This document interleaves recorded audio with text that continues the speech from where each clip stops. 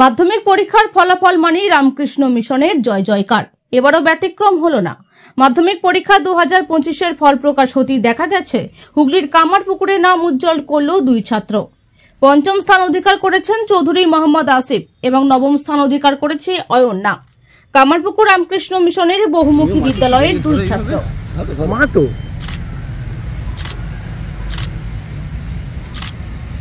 আমার প্রথম কথা আজকে র্যাঙ্ক করার থেকেও বেশি খুশি হয়েছিল যেদিন আমি এখানে চান্স পেয়েছিলাম যে আমি এখানে পড়তে আসতে পারবো বা হোস্টেলে থাকবো। সেইটাই মানে এখানে এসে স্বনির্ভর হতে শিখেছি, যেটা আত্মনির্ভরশীল হতে শিক্ষা দেয়, যে সবেতে পারদর্শী হতে হবে, কোনো কর্মই ছোট নয়, সব কর্মেরই সমান গুরুত্ব আছে। সেইটা মেনলি এখানে শিক্ষা পেয়েছি। আর দ্বিতীয়ত হচ্ছে চরিত্র গঠন, ডিসিপ্লিন হওয়ার, সেইটা বড় শিক্ষা এখানে দিয়ে যায় আমাদের। তোমার প্রাপ্ত নম্বর কত? আমার প্রাপ্ত নম্বর 691। কি হয়েছে?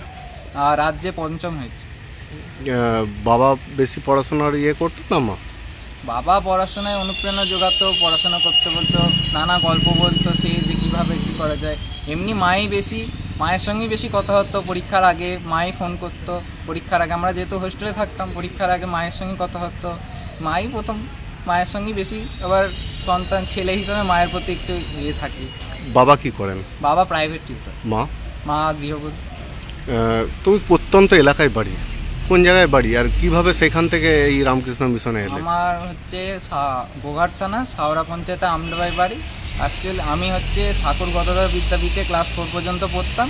সেখান থেকে এবার আমাদের ওখান থেকে প্রত্যেক বছরই ছেলেরা আসতো, নিয়ে আমার বাবাও যোগাযোগ করলো, নিয়ে পেলাম, তারপরে কতটা মনে করছো যে এই মিশনে ভর্তি হয়ে তোমার চরিত্র গঠন হয়েছে, তুমি আরও ভালো পড়াশোনা করছো, ভবিষ্যতে কি হতে চাও?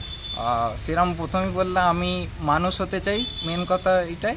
আর পেশার দিক থেকে যে কোনো কর্মই আমার কাছে মনে হয় সমান গুরুত্ব আছে, তাই প্রথম মানুষে সমাজের এবং সকল মানুষের সেবা করতে। তোমার নাম? চৌধুরী মোহাম্মদ আসিফ।